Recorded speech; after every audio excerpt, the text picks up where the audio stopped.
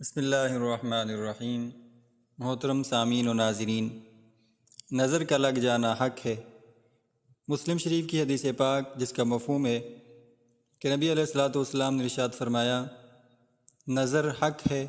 اگر کوئی چیز تقدیر میں سبقت لے جانے والی ہوتی تو وہ آنکھ ہوتی۔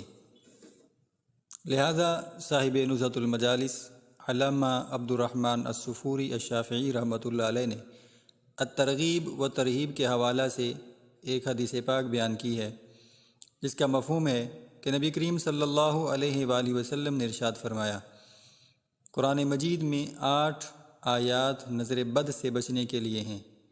انہیں جب کوئی آدمی اپنے گھر میں پڑھتا ہے تو اس روز کسی انسان بلکہ کسی جن کی بھی نظر بد ان پر اثر انداز نہیں ہوگی۔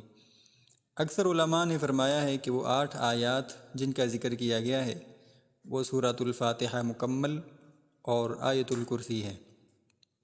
لہٰذا ان آیات کو اول آخر درود پاک کے ساتھ روزانہ پڑھ لیا جائے تو انشاءاللہ العزیز بہت مفید ثابت ہوگا۔